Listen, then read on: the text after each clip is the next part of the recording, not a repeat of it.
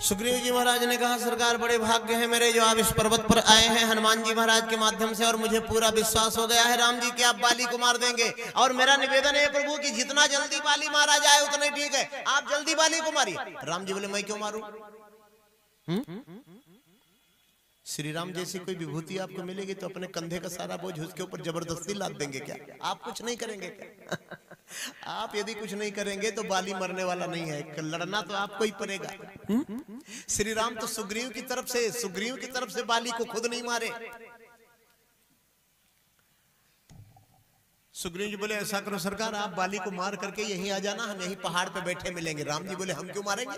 हनुमान जी बोले, ये नहीं मारेंगे, लड़ना तो तुम्हें पड़ेगा। सुग्रीव बोले, यदि मुझे लड़ना पड़ेगा ना भैया तो बाली को जिंदा रहने तो आप लोग जाओ अपना काम करो, हमारे बस का नहीं बाली से लड़ाई उड़ाई करना। अरे राम जी बोले, तो इतना डरपोक?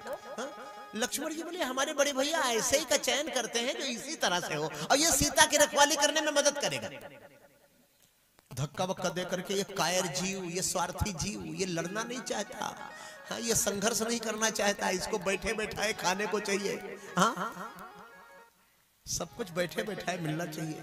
और कोई हाथ देखने वाले मिल जाते ना, ये बता देते ना कि गड़ा खजाना आंगन में है, ये बेकार में धूप में जाके ड्यूटी करनी पड़ती है यार, ये कोई तरीका थोड़े। भगवान ने बेकार मनुष्य बना दिया, गाय भैंस बना दिया होता, बरसीन खा के पेट भर लिए होते, गाय को शादी विवाह करने का झंझट, ये रोजे घर बनाना पड़ता है, रोजे घर कम पड़ जाता है, परिवार बढ़ ही रहा है लगातार भारत भर में। ये जिंदगी से तो उब गए, जिंदगी क्या करें तुझे। जरा एक नींद जेरे सायाए मिजगाने नम ले ले, सफर दर पेश है जिंदगी थोड़ा सा दम ले ले।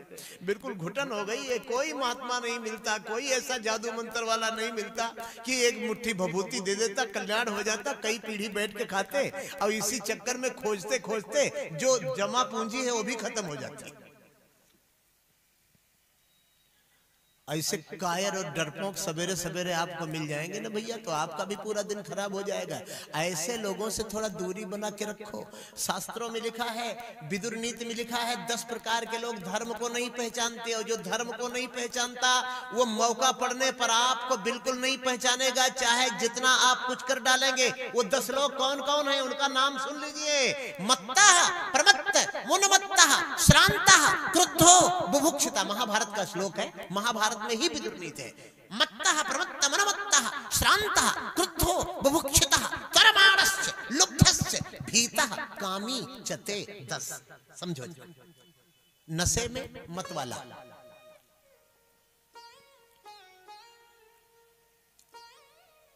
ये बहुत लोग नशे वाले मंच पे भी आ जाते, ढकेल दूंगा एक आध दिन, नीचे गिरेंगे अगर चढ़े तो। बहुत भक्ति दिखाते हैं, चरणों में बैठ जाते हैं, दारू पी। इनको इतनी तमीज नहीं। अरे दूर से प्रणाम कर लो। और उस समय बड़ी भक्ति, बोतलम प्रधानम के बाद बड़ी भक्ति चलती है। महाभारत का गजब मामला है। कोई आचार संहिता ही नहीं है, कोई कंट्रोलिंग ही नियम ही नहीं है। जो नियम बनाए उस वक्ता से खराब दुनिया में कोई नहीं। ये वक्ता अच्छा नहीं है, मनमाना काम न करने दे। लगाम है ना, ये धर्म शास्त्र क्या है? शास्त्र का क्या मतलब होता है जानते? शासयति, जो शासन करे उसे शास्त्र कहा जाता है। शासन नहीं पसंद है तो कल को आप पुलिस चौकी थाना भी हटवा देंगे। आपको नहीं पसंद होगा, वो नहीं होगा क्या? शास्त्र इसीलिए नाम पड़ा, वो शासन करता है, कंट्रोल करता है मानव जाति पर। विधि क्या है, निषेध क्या है, ये बताता है। विधि माने क्या करना है और निषेध माने क्या नहीं करना है।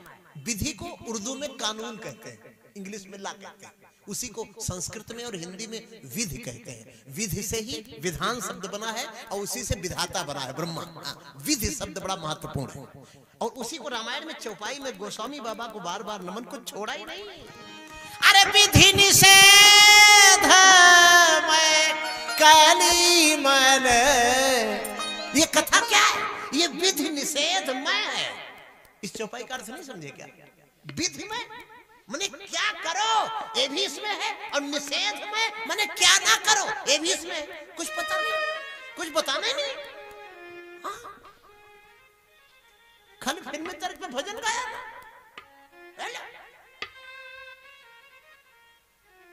पिछले वाले वक्ता आए थे गोरे गोरे मुखड़े पे काला काला चश्मा वाले तर्ज पे जो गाना गाए थे हम लोग कितना नाचे थे, ये पता नहीं कहां से आ गए। बर्बादी का दिन है। ये पता नहीं कहां से आ गए बड़ा विधि निषेध बताने वाले, जो हमको पसंद नहीं वही बताते। रामायण क्या है, कितनी गजब की चौपाई है यार। अब मुझे याद आ गई है, प्रभु की बड़ी कृपा, ये बताना बहुत जरूरी है कि विधि निषेध में कलिमल हरनी, विधि निषेध में कलिमल हरनी, ओ करम कथा रविनंदन भरनी, ओ करम कथा रविनंदन भरनी, विधि निषेध में कलिमल हरनी, विधि निषेध में कलिमल हरनी, करम कथा रविनंदन भरनी, करम कथा रविनंदन भरनी, विधि निषेध में कलिमल हरनी, विधि निषेध में कलिमल हरनी, करम कथा रविनंदन भरनी, करम कथा रविनंदन भरनी। क्या विधि है, क्या निषेध है, क्या करना है, क्या नहीं करना है। राम कथा सुनने के बाद, शास्त्र सुनने के बाद में यदि ये बोध नहीं हुआ तो फिर मान लीजिए वो मनोरंजन है, वो ऑर्केस्ट्रा में गाने बजाने में, नाच नौटंकी में, किसी प्रोग्राम में कोई फिर प्रोग्राम हो गया, वो कथा नहीं रह गई।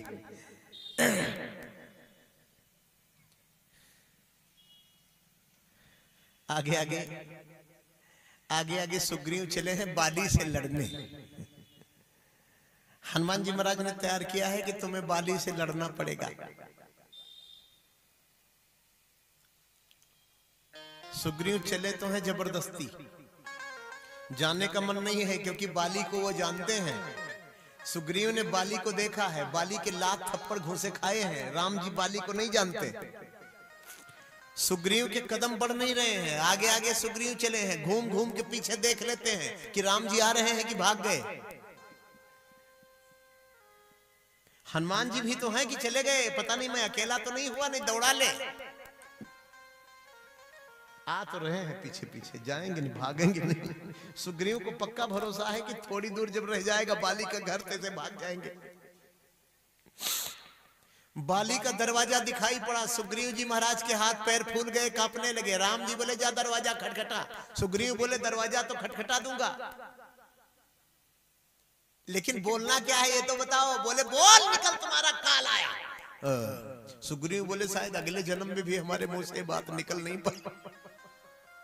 राम जी बोले ललकारना तो पड़ेगा काल को। सुग्रीव जी ने बाली के द्वार को जोर से पीटा। बाली अंदर से बोला कौन? सुग्रीव चुप। राम जी बोले बोल बोल, तुम्हारा काल।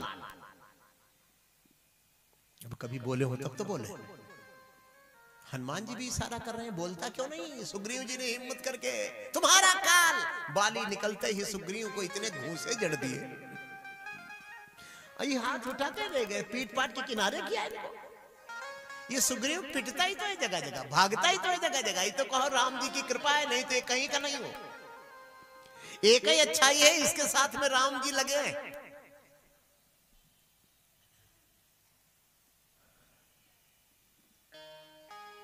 भगे, सुग्रीव भगे। राम जी बोले हनुमान जी से पकड़ो इसको, नहीं तो सारा खेल बिगड़ जाएगा, आज की मेहनत पे पानी फिर जाएगा। हनुमान जी महाराज ने दौड़ करके सुग्रीव को पकड़ा। सब सुग्रीव बोले हट जाओ, बहुत प्रेम दिखाने की आवश्यकता नहीं है, मेरे हाथ पैर ही तुम दोनों लोगों को तोड़वाने थे तो वहीं पहाड़ पे बैठा कंदमूल फल खाना। भैया राजा वाजा हमको मत बनाओ, हमको। अरे हनुमान जी बोले पागल हो गया है, राम जी बुला रहे हैं। अरे सुग्रीव बोला राम जी बुला के अब क्या करेंगे? फिर पकड़ के लाए गए। राम जी बोले भैया, सुग्रीव बोले भैया क्या? प्रभु ये दशा करानी थी मेरी। राम जी बोले तुम समझ नहीं पा रहे हो। सुग्रीव बोले प्रभु बड़ी विचित्र बात आप बोले, मैं समझ नहीं पा रहा हूं। 10-20 घूंसे थप्पड़ मेरे ऊपर पड़े हैं, समझेंगे कौन आप? राम जी बोले मैं जो कहना चाहता हूं कि तुम दोनों भाई एक जैसे हो, एक रूप तुम भ्राता दो।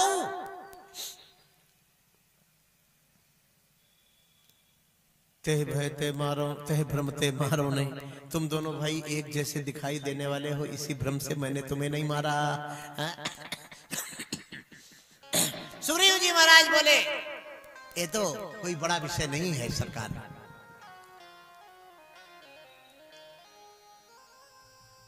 जो ज्यादा मार खा रहा है वो सुग्रीव है, आपको पहचान लेना चाहिए।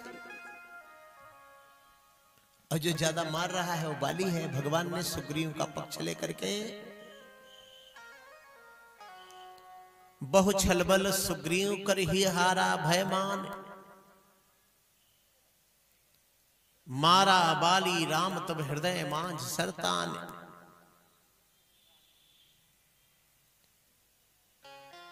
बाली का भगवान ने वध किया सुग्रीव का पक्ष लेकर के। पराबिकल मही सर के लागे, पुनि उठी बैठे देखी प्रभु आगे। पराबिकल सर के आगे, पराबिकल मही सर के लागे, पुनि उठी बैठे देखी प्रभु आगे। पराबिकल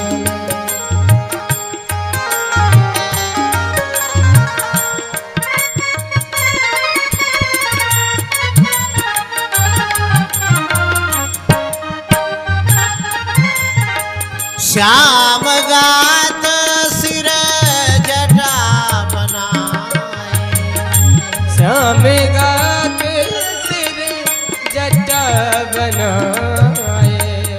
अरुण नयन सर चाप चढ़ा